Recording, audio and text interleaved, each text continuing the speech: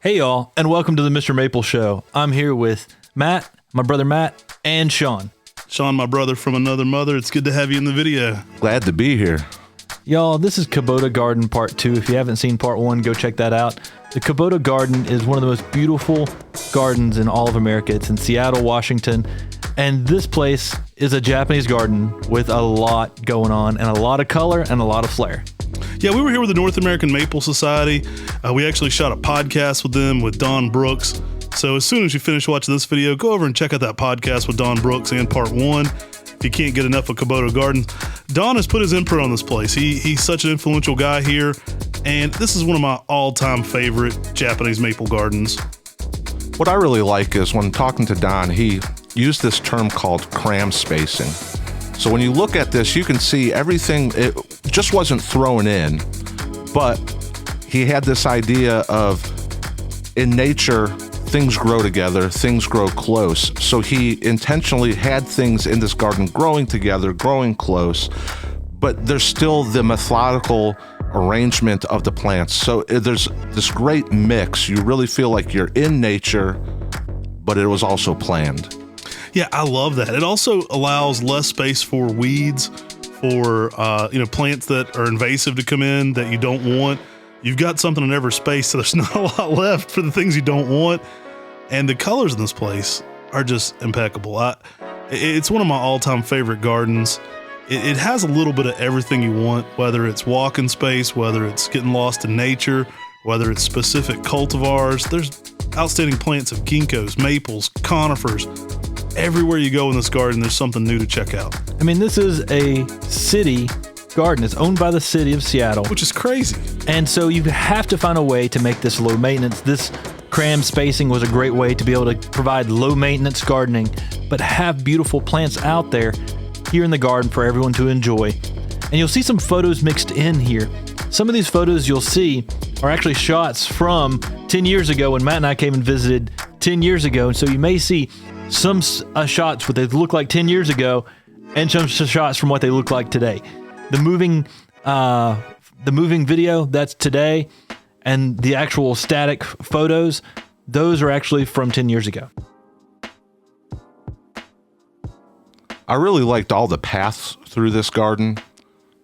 It took you down a certain path, but then as you came down, you'd come across another path that led you in a different direction. And it was such an easy walking garden, but so much stuff to take in. The pathways over the waterways, I mean, that's something that you see all the time in traditional Japanese gardening. It helps you feel like the water and the pond itself is part of the garden. And it's just a fun way to be able to enjoy that. You get to enjoy the reflections in the ponds. Again, you see a lot of the Maple Society here. The North American branch of the Maple Society is a great group of individuals. You should go join today if you can. You can join online. If you're in the North American branch, if you're in North America, that's where you sign up. If you're a part of Europe or different branches, you can actually sign up on maplesociety.org. The North American branch has their own website where you can actually sign up quarterly. You get all these awesome quarterlies that have tons of information on Japanese maples. There's annual meetings, lots of meetups, and fun groups of people where you can learn about Japanese maple. So check them out, the North American branch of the Maple Society. You can sign up today online. Now, one great thing about this garden is it's got a lot of different seasonal interests. So when you ask Don when you should go visit, he says whatever season you're in, that's when you should go visit. There's fall color. If you're going in the fall, there's spring interest. There's flowering plants. There's evergreens if you're going when they're completely in winter. And just some outstanding shapes. I mean, look at that lace leaf right there. I love the old specimens. And a lot of these trees have been in the ground for quite a while and have started to develop their own unique and interesting character. And that adds to the garden as well. I mean, a lot of these trees now are almost monumental trees that people just remember about this garden and about Seattle. Love the water too. I mean, that's such a key element in Japanese gardening. It's a relaxing, peaceful element to it, but man, it really adds a lot. And it just, especially the maple stretched out and the conifer stretched out over some of the water features, just adds so much going on there. And I like the use of evergreens around the maples in fall color because it brings the maple's fall color to the forefront. I mean, everything else is green, and then all of a sudden, fall color, wham, it hits you. And that's what this garden is set up to do. It's to evoke that that idea and that beauty that's in nature of all these different trees and really put a focus on all these cool plants. Now, what I really think is neat about this garden as well is that if you're a home landscaper and you're looking for ideas, and something that was talked about when we did the podcast is you can come out here and find just a certain part, a bed, and say, you know what, I could do that in my own landscape myself.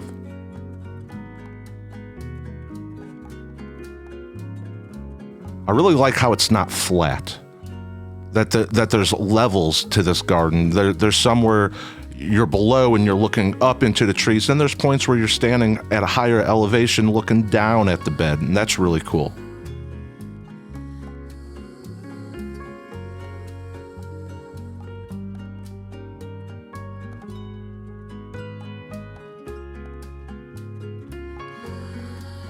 And the use of the water, the use of the rocks, and then the use of the plants with different textures. I mean, if you didn't see the soft and the hard textures in there, you might get lost, but mixing them together makes it not boring, makes it interesting, makes it something that you're looking at and you're like, wow. And then you see the colors that start throwing out there. I mean, this place is just exceptional and beautiful.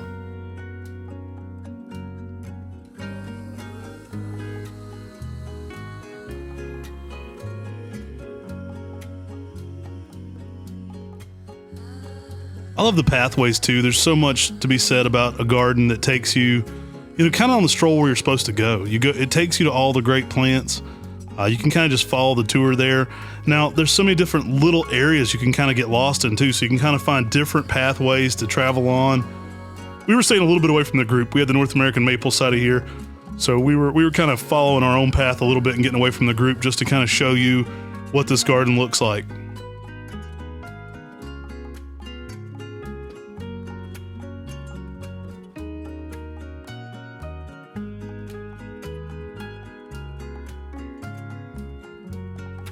Kuboto Garden has a lot of good history. We talked about that a little bit in part 1. And, it's this Japanese family that went to internment camps, gave the land over to friends, got it back, then donated it to the city of Seattle. It's sort of this forgiveness garden. And it's amazing that one family decided, I'm going to give this land and this garden to the city. And now this whole garden, 20 plus acres, is something that everyone can enjoy. And not just enjoy, but enjoy traditional Japanese gardening concepts, enjoy Japanese maples, enjoy what these people thought of when they thought of how to create a garden. And Don Brooks, who we interviewed, really took those same concepts and then continued this on for a number of years. He's since retired, but this garden is exactly what I love about gardening. It's just a lot of beauty. You can still enjoy the garden, but you still have amazing plants in that garden. And that's something as collectors we're always trying to figure out, is how do I take my collection and enjoy it as a garden? And this garden does that with amazing plants, amazing style, and in a very unique way. I love you can get back in this shade and kind of hide away here. There's so many different aspects of this place. The hardscaping is done in a way that you really get a whole different emotion, a whole different feel every time you get into these different areas. Yeah, I like how you were able to walk down the path and next thing you know, the canopy's above you. You're underneath the trees. And when you do that, you can actually see the structures of the Japanese maples so well. And that's one of the things that is not appreciated enough about Japanese maples. We always look at the foliage, but the structure of Japanese maples is one of the prettiest of any tree that's out there. And being able to get in there and actually see into the structure of a Japanese maple is just outstanding.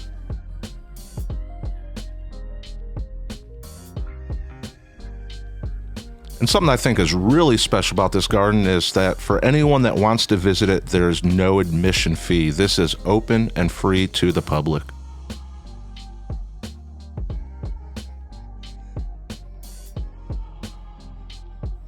This was actually a real cool plant that fell down, rooted into the ground, then started growing back up again. I don't know if we got a good capture of that, but literally this big tree fell down and they decided to leave it. And then it rooted in the ground and then popped back up and started growing into a tree again. I thought that was one of the coolest things I'd seen, because normally when a tree falls down, people remove it, but instead they decided to let it be part of the garden, and then it created this unique thing that everyone can enjoy.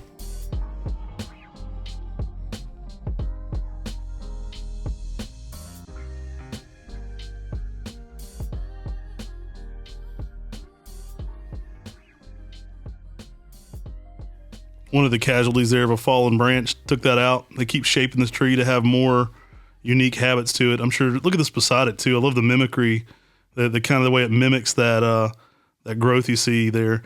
And there's just so much contorted gnarliness. Now this area is in Seattle, so the ferns, the moss, the lichen, all natural elements here to the Pacific Northwest, and it kind of gives you that, I'd say, forest feel to this whole place as well.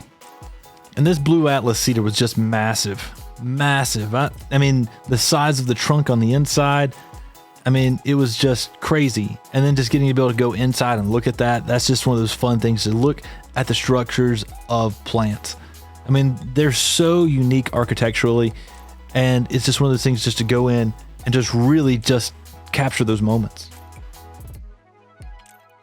Yeah, walking through and seeing all the different structures, there are really times where you kind of felt like you're in this mythological forest in some sci-fi or some movie. And I mean, just the turns that you go through. Oh, I love it. So much going on here. The water features we're headed up to are so great. The walls around the place, the use of maples and shapes. You got maple celebrities and conifer celebrities around every corner. You may see people like Bob Fincham you recognize sitting there. We go through, Talon Buchholz is here hanging out. There's so many great people. We did do a great top 5 with him. There's 2 parts to that. So definitely check out Bob Fincham's top 5 conifers. That one's already aired. And there's another Bob Fincham video on the way. Had a lot of requests, Bob, if you're listening, to have you on the podcast. We may have to get you on the podcast at some point. People really appreciated your conifer knowledge. I mean, there's a lot of ginkgos used here at Kuboto Garden. That's one thing that we saw a lot in Japan as well. They're in traditional Japanese gardening. You see a lot of ginkgo trees used throughout the gardens, just like this, as a single tree, to add that extra bit of bright yellow fall color, that extra flair out there in the garden.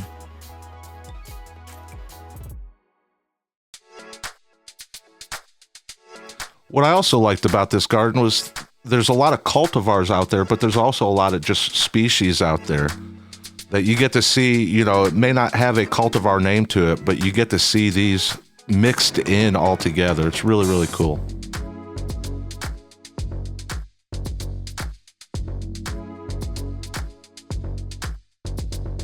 All right, guys, check this out. We're here with the original Acer palmatum baby ghost.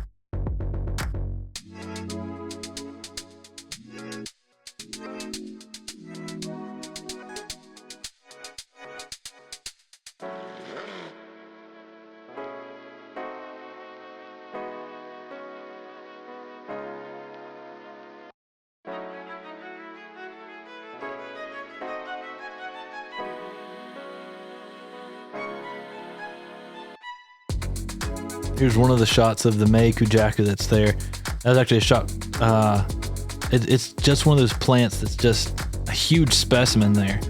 I mean, I think the first time we went to visit, it was in perfect fall color, and it is just outstanding. So much stone in this garden too. Like, they have brought in, millions of dollars of stone. The stone that they have around is incredible. And we've got this kind of maple and conifer collection. You need some rocks. You need some natural aspects for those to play off of. and they got it at Kuboto. I mean, it's got everything you want. I think I could go here in spring when a lot of these rhododendrons and azaleas are in bloom and just have equally as good a time. Now that shot right there, that looks like Kyoto. I mean, that looks like a Kyoto open garden. It just really recreates a lot of what I love about Japan. And the use of the conifers in the background and the taller conifers really make you feel like you're in the Pacific Northwest, but you've got a garden, a Japanese garden here in the Pacific Northwest.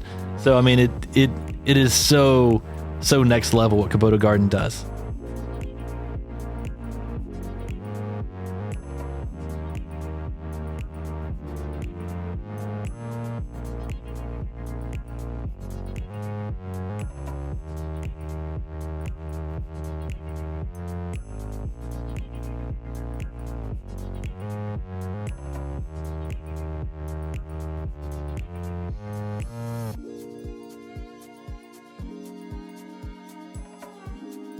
Makes me think of your vertical gardening, Sean.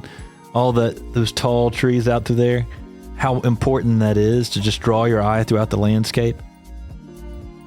Well, that's what this garden does so well, is that it with that vertical you're talking about, you're looking for flow to move your eyes through the garden.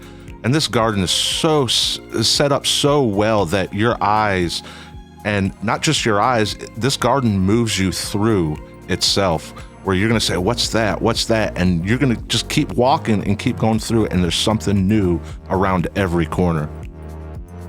That's what keeps gardening interesting. It keeps your brain working. Whenever you have these differences, you have this musical melody going on across the garden. It just keeps it interesting. I mean, if it was all boxwood, it would be boring. It's a hard place to shoot, though. I think we got a lot of good shots from this place, but there's so many elements to this garden where you're in a small area. Like the trail isn't big, so you can't just follow somebody through this garden and video them, because they're on a one path trail, right? I mean, you might get two people side by side down this trail, but you're not getting two people in a camera. A lot of areas have that like exclusivity kind of feel to them. Like you're going down an area where, it's private, you're to yourself. And then you can experience this waterfall in some of the bigger open areas, but there's a lot of places you get in this garden where it feels very private and secluded, which I love. Yeah, you're absolutely right. To properly do a garden like this justice, to go in and document and film it, we'd have to be there for over a month, day after day, just to be able to. There's so much things that change. I think you could shoot this garden in every single season too. I mean, there's so much going on, and there's a lot of expertise behind the level of plant collecting. And we mentioned it in the other video on Kuboto. Here's a great example. You're not getting a whole camera crew down this alleyway, right? I barely get down this alleyway. I got to suck it in to get through here. But there's so many cool little places you can get lost in. And there's so much nice collectible plants here. Like the original baby ghost is in this garden. There's some predominant plants that are in this garden from Buchholz, from Carl Munn. They have some species that are some cultivars that are just so next level. A little bit of species collecting, but it's just a great garden with so much diversity of horticulture and botanical interest. Like you could go there if you're just into rhododendrons and azaleas, and you're going to come away thinking, wow, I went to a great garden. You can go there if you're just into conifers. You're going to come away going, we got to see some amazing, conifers pruned in different floating cloud styles and just different aspects of that. And it's these big open areas that kind of give you that Kyoto feel. Kyoto, known for its big areas and landscapes. I thought it was interesting too. Don said sometimes people want to ask him, what was specifically this one rock here for? He's like, well, sometimes, some of these rocks or plants don't have an exact reason they're exactly there. They're there because they look good. They're there because they contrasted well with something else.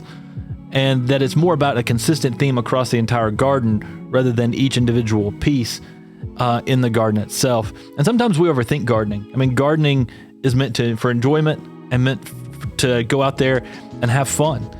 And when we overcomplicate it and we want to have a thought process behind each and every rock, sometimes that's a little bit of overkill and takes out what we think is actually fun about gardening.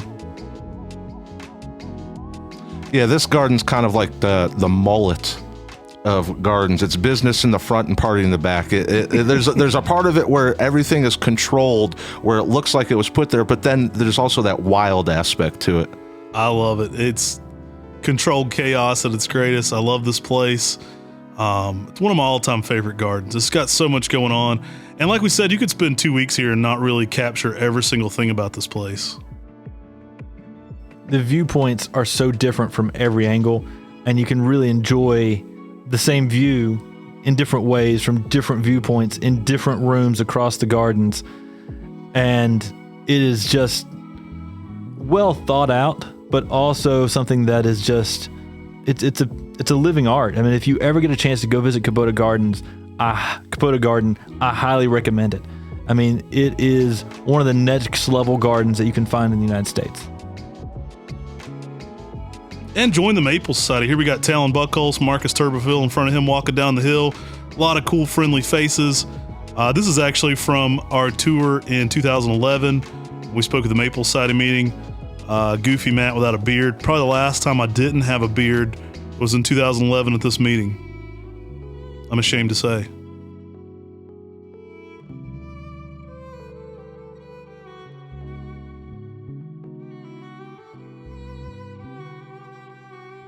I love how similar the garden was to 2011. It's well maintained. It's got everything you want going on, and I was just in shock and awe the first time I got to go here. I really enjoyed it.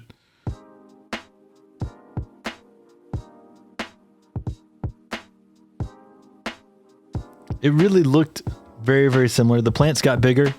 We have the same themes going across, and they did a good job of maintaining everything all across this garden.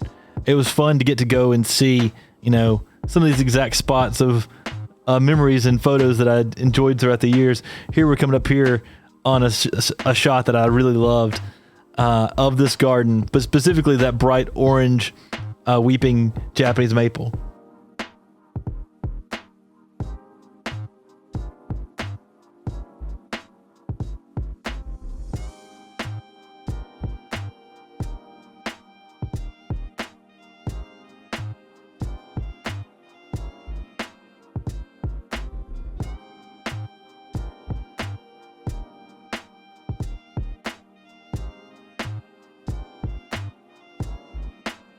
I got the camo on. That's from 10 years ago.